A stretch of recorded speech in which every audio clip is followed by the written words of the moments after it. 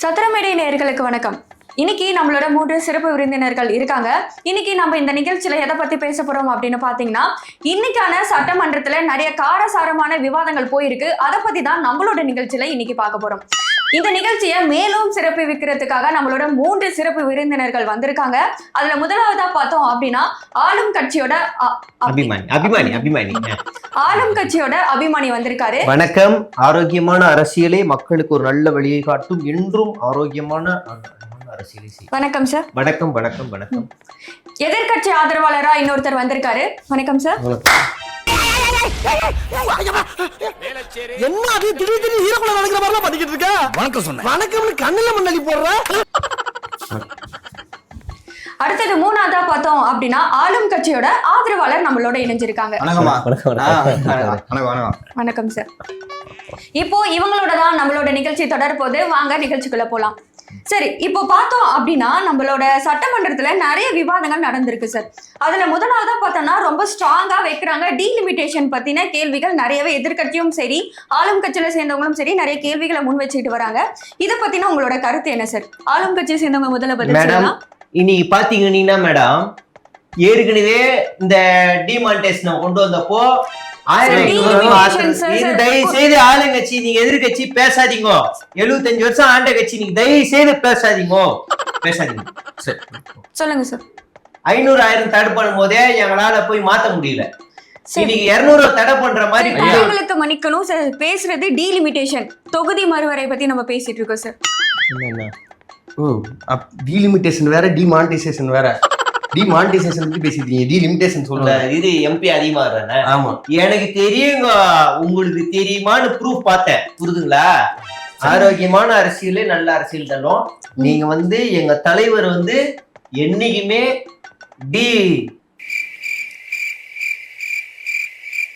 லிமிட்டேஷனுக்கு எதிரானவர் sir. உங்களுக்கு English வரல அப்படின்னா தமிழ்ல கூட சொல்லலாம் சார். தமிழ்ல அர்த்தம் தெரியுங்க. போதுமானது. லிமிட்னா போதும் தானே. டி போதுமானத நாங்க என்னைக்குமே எதிர்க்கிறோம். புரியுதுங்களா? இன்னைக்கு இல்ல, என்னைக்குமே பாஜகவுக்கு நாங்க தான் பெரிய எதிரியே. அவங்க எங்களை பார்த்தாலே டர்ரு தான். சூப்பரா. இன்னொரு சொல்லுங்க. பாஜக எங்களை பார்த்தாலே டர்ரு. அதுக்கு முன்னாடி ஒன்று சொன்னீங்களா? அது என்னைக்குமே பாஜக அவருதான் கேட்டுட்டு இருக்காருன்னா அவரு உங்களோட எதிர்கட்சி சார். அவர் கேட்கறதுக்குலாம் இந்த டைலாக் நான் சிரிக்காம பேசுறதே பெரிய விஷயம். சும்மா இந்த மாதிரி நீ பேசிட்டு என்ன பேசிட்டு ஒரு தடவை தான் பேச முடியும். சும்மா பேசிட்டு இருக்காத. கட்சிக்காரெல்லாம் கிடையாது. இப்படிதான் மேடம் ஆளுங்கட்சியோட அறிவு இவங்க சிதைக்கிறதுக்கான எல்லா வேலையும் பண்றாங்க. கட்சி அறிவை ஏன் சார் சிதைக்கிறீங்க? அவர் சொன்ன கருத்துல நான் ஒத்துக்க மாட்டேன் மேடம். அவர் என் கட்சி அனுதாபி. அவரு கட்சியோட அனுதாபி தான். அவரு கட்சிக்காரெல்லாம் கிடையாது. அனுதாபி இல்ல, அபிமானி. அபிமானி.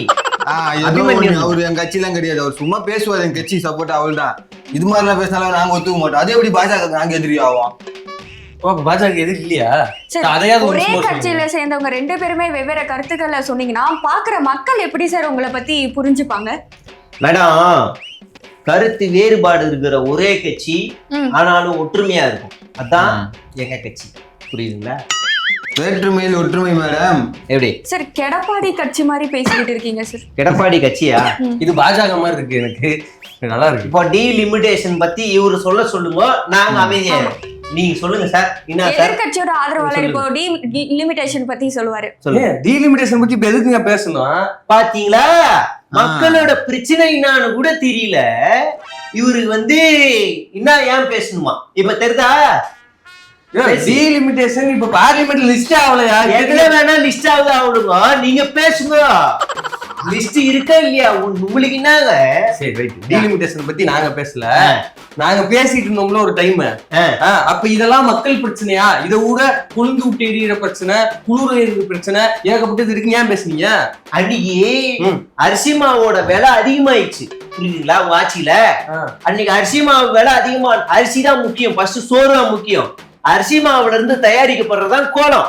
அந்த கோலத்தை போட்டு அன்னைக்கு ஆளுங்கட்சி உங்களுக்கு எங்க தலைவர் பாடம் காமிச்சாரு. 8 புள்ளி கோலம், ரங்கோலி கோலம் போட்டு அன்னைக்கு கோலம் போட்டது சும்மா இல்ல தம்பி. உங்களோட டீலிமிட்டேஷன் நாடகத்தை உடைக்கதான் எங்க ஆள் அன்னைக்கு கோலம் போட்டாப்ல. புரியுதா? கோலங்கள். அப்ப அன்னைக்கு நாங்க பண்ணது நாடகமா, அப்ப நீங்க இப்ப பண்றது நாடகமா? இன்னைக்கு பண்ற ஷார்ட் பிலிம் என்னையா பேசி இருக்கிற நீ? அதான் நானும் கேக்குறேன், என்ன பேசுறீங்க? அன்னைக்கு நாங்க பண்ண நாடகம்னா அப்ப நீங்க நாடகம் நீ கொஞ்ச நேரம் பேசுப்பா அவன்கிட்ட.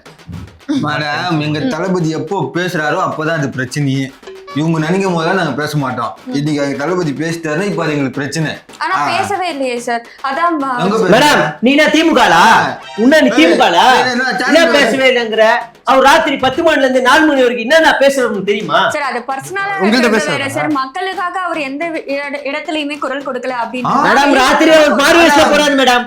உங்களுக்கு தெரியாது மேடம், அந்த மனுஷன் எவ்வளவு கஷ்டப்படுறாரு உங்களுக்கு தெரியாது. அவர் சொந்த கால்ல நடந்து வராரு மேடம் டெய்லியும். அவர் சொந்த கையாலே சாப்பிடுறாரு. அன்னைக்கு அப்படிதான் கால் வழியா தான் நடந்து வர. நானும் என் கையில நீ என் தளபதி ஒண்ணா மேடம்? மேடம், அன்னைக்கு அப்படிதான் அவரு பஸ்ல ஏறினாரு. பஸ்ல ஏறிட்டு பஸ் வேகமா போகுது, சரியான பாஸ்ட். சிஎம்ஆ இருக்கும்போது காத்து எதிர்காத்து அடிக்குது, ஏர்ஸ்டைல் கலையுது. அவர் நினைச்சா பக்கத்துல இருக்க ஆளை வச்சு டோரை க்ளோஸ் பண்ணலாம். ஆனா ஒரே ஒரு கையால டோரை க்ளோஸ் பண்ணாரு மேடம். அந்த மனசுலாம் யாருக்கு மேடம் வரும்? அதெல்லாம் இருக்கட்டுங்க. இப்ப ஏங்க டீலிமிட்டேஷன் பத்தி பேசணும்?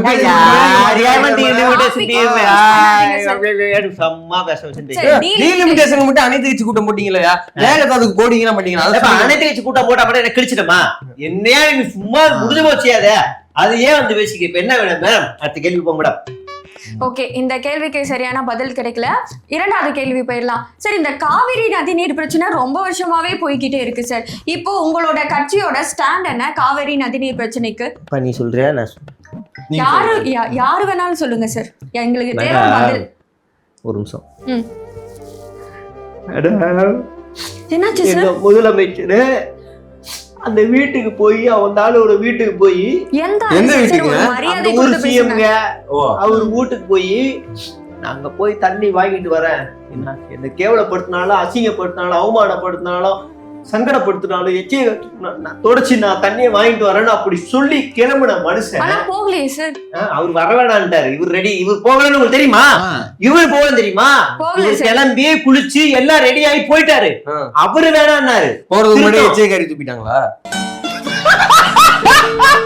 அவரு வேணான்ட்டாரு, புரியுதுங்களா? இவரு போறேன்னு சொன்னாரு. வேண்டான்னு சொன்னாரா? வராத, உன்னை பார்க்க எனக்கு பிடிக்கல அப்படின்னு சொல்றாங்களா? அப்படிலாம் இல்ல மேடம். அவரு வராத, நீ ஓடி போயிரு, மூஞ்சில முடிக்க மாட்டேன்னு சொன்னாலும் எங்க தலைவர் ரெடி மேடம். இவங்களுக்கு தெரியல மேடம் அது. சரி, ஆனா எதிர்கட்சியை சேர்ந்தவங்க என்ன சொல்றாங்க அப்படின்னா, ஏன் நீங்க காவிரி நதிநீர் பிரச்சனைக்கு வந்து குரல் கொடுக்க மாட்டீங்க, ஏன் இதுக்கான அனைத்து கட்சி கூட்டம் கூட்ட மாட்டீங்க அப்படின்றதுதான் சட்டமன்றத்திலயும் சரி வெளியவும் சரி எல்லா இடத்துலயுமே இவங்களோட கேள்வியை கேட்கிறாங்க. ஆனா உங்களோட பதில் என்னவா? நான் பதில் சொல்றேன் மேடம். சொல்லுங்க. எவ்வளவு பிரச்சனையிலயும் தமிழ்நாட்டுல எவ்வளவு பிரச்சனை இருக்கு, இருந்தாலும் அவர் அந்த நாட்டு பக்கத்து மாநில சிஎம் போய் நேர்ல போய் பாக்குறேன்னு போனாரு.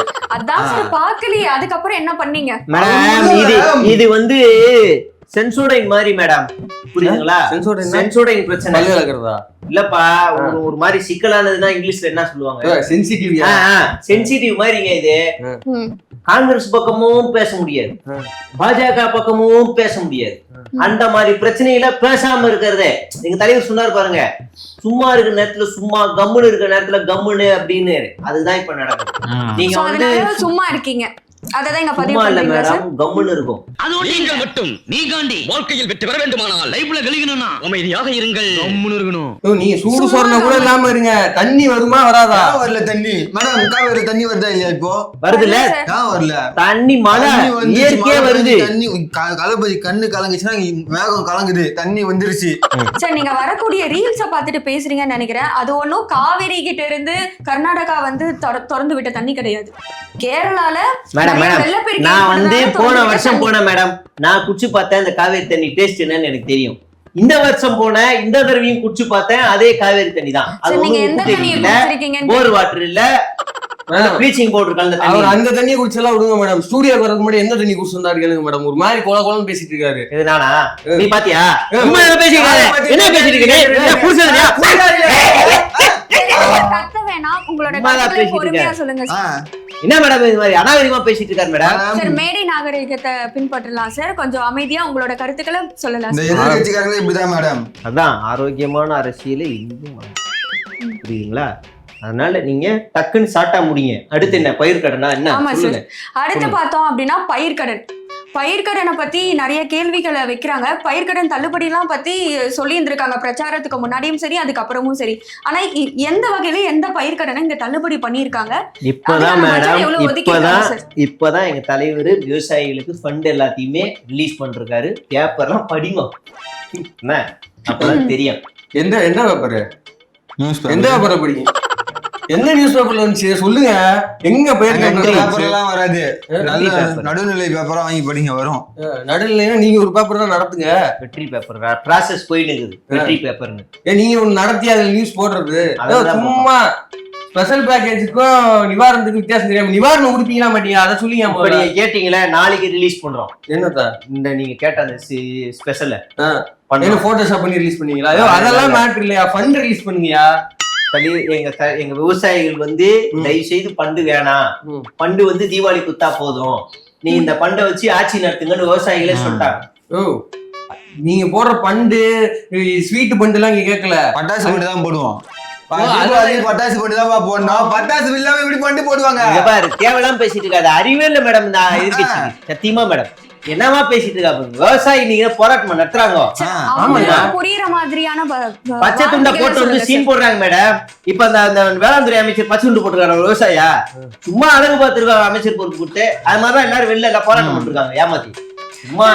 சரி, இப்போ என்ன சொல்றாங்க அப்படின்னா போன ஆட்சியில வந்துட்டு 5 வருஷ கால ஆட்சியில எந்த ஒரு விவசாயிகளும் போராட்டம் பண்ணல, ஆனா இந்த ஆட்சியில வந்து போராட்டம் பண்றாங்க அப்படின்னு சொல்றாங்க சார். மேடம் தஞ்சாவூர்ல போராட்டம் மேடம், என்ன சொல்றீங்க? கன்னியாகுமரியில போராட்டம் மேடம், அதுக்கப்புறம் வந்து பாத்தீங்கன்னா கடலூர்ல விவசாயிகள் போராட்டம் மேடம், வட சென்னையில விவசாயிகள் போராட்டம் மேடம். ஆமா தாவேக ஆட்சிக்கு வந்ததுல இருந்து இதெல்லாம் போராட்டம் மேடம். பதில் சொல்லுங்க. ஓ டெல்லி போராட்டம் பண்ணலையா? டெல்லியில போராட்டம் வட சென்னையில நெல் உற்பத்தியாளர்கள் தொடர்ந்து போராட்டம் மேடம். அங்க இருக்க விவசாயிகள் எனக்கு தெரியும். வட சென்னையில இருந்து நெல் உற்பத்தி இல்லன்ட்டாங்க, அதான் பொய். பாத்தீங்களா தென் சென்னையில கரும்பு விவசாயிகள் போராட்டம் மேடம். தென் சென்னையில கரும்பா?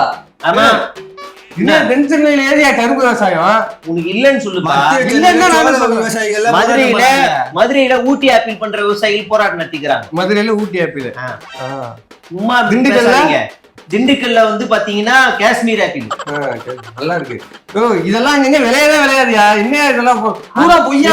எல்லாமே அங்க விளையுது. எங்க ஆட்சி எங்க தலைவர் ஆட்சி வந்தோடனே அவங்க எல்லாமே விளையுது. புரியுதுங்களா?